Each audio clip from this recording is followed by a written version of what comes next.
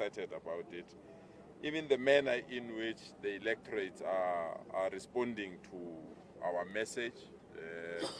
We started sluggish, but we are quite excited now that the clarity is there and the decisions that we have taken as the ANC and the work that we are doing in government as the ANC is starting to get traction from our voters, and we want to take advantage of that and interact with them. We are quite excited that Mkhuluwa is here, has never left, has been with us. Actually, he was saying that he has been eager to really join this machinery as quickly as possible. But we know his assignment sometimes made things difficult. But we welcome all our leaders in our province. It's not any panic button or what. It's just how we coined it, faced it, so that the campaign at various levels must have various entry points, so that it's relevant, it's interesting, and it's penetrative as well, and it can send a strong message that the African National Congress is taking voters serious, and we're bringing serious people to interact with our voters. So we leave it here, Comrade Dakota. If there are questions, we're not only ready to respond to them. Can those who have questions raise their hands so that I count them and we're close? So it's 1, 2, 3, 4.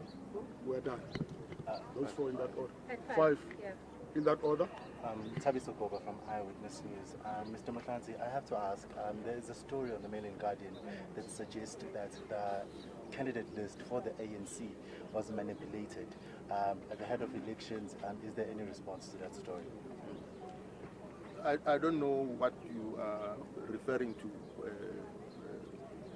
All I know is that on the uploading of the lists, some omissions were made at the last minute, and that was raised with the Electoral Committee. And as the Electoral Committee, we worked out corrective measures, which we shared with the leadership of the African National Congress, the officials to be specific. So that's a matter that's being attended to, as far as I know. Number 2. That's me.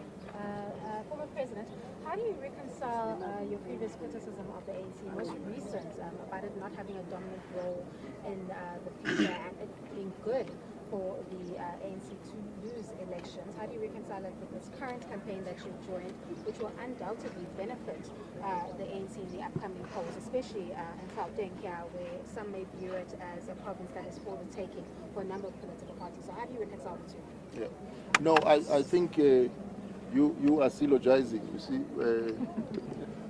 in the sense that at a particular time, to be specific, in 2017, I did make the point that perhaps the ANC has lost the ability to hear the cries and criticisms of its support base, and that perhaps that message would be heard loud and clear if the ANC were to lose elections. It wasn't like a prediction, it wasn't like a wish, but a plea rather to the leadership of the ANC to open up their ears and hear the cries of the ordinary people. That's what it was. But I see that those who syllogize, because if you syllogize, it's a way of reasoning. You say a table has 4 legs and a horse has 4 legs, therefore a table is a horse. That type of reasoning is not helpful here. So it's always important to have in consideration the context. At what point was a certain statement made, to what end? Then that way, we are all together. There's no confusion about it here. So there is no contradiction, because even then, if you followed what I said, was that I was going to vote for the ANC. Number 3. Yeah. Moloko Moloto from ENCA, Mr. President. Mushad. If you look at what is happening around the former president of the ANC, in hindsight, when you look back and you consider the developments, is this what perhaps you could have anticipated looking at the behavior of Mr. Zuma up to now? No, well, all of us, I mean, as individuals and as leaders and as members of organizations, write our own history by the choices that we make. So he's made his own choices, and that's his history. He's written his own history that way. Number 4. Former President, the ANC has previously said that there was no need to take action against the former president because he had essentially moved away from the party. How do you explain the action that it's taken now, and why has it taken so long? Well, you know, there are internal processes and procedures in the African National Congress based on its constitution. And so to the extent that former president claims to remain a member of the ANC, we've had many people saying that their blood is black, green and gold, so they'll remain ANC forever. But of course, life doesn't work that way, so they make certain choices at a particular point in time. So he's also made his choices, and the organization has to ensure that it follows proper procedure, because in all cases of ill discipline, there are two standards to measure fairness. The first one is whether you have a substantive case against the individual. The second one is whether you followed fair procedures.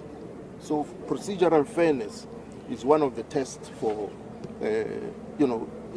being fair and just to whoever you have a relationship with as an organization. Yeah.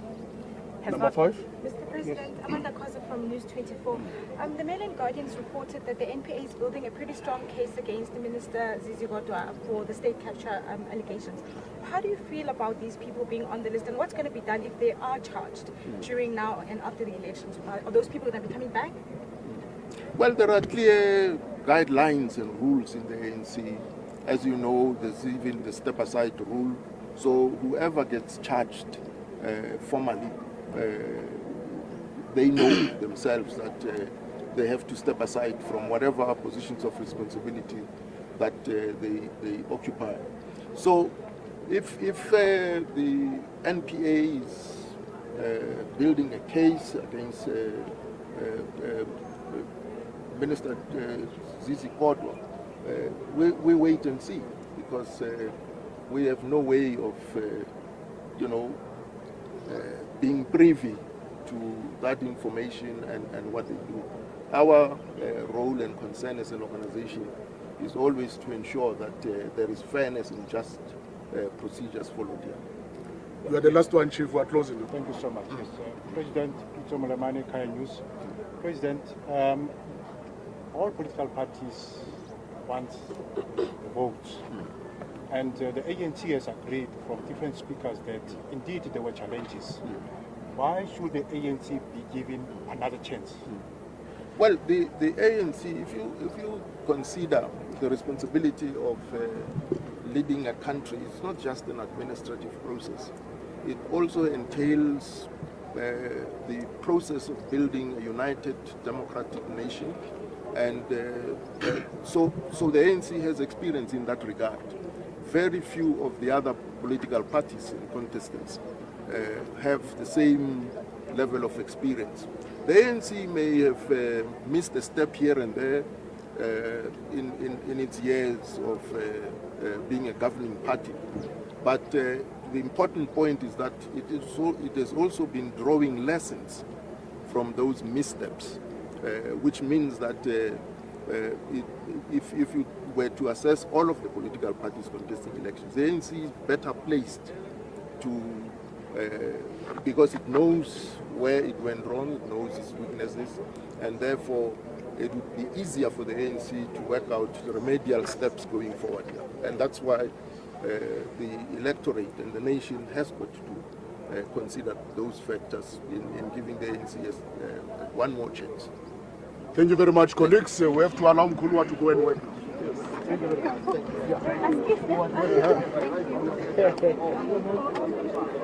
How are you? You come here late.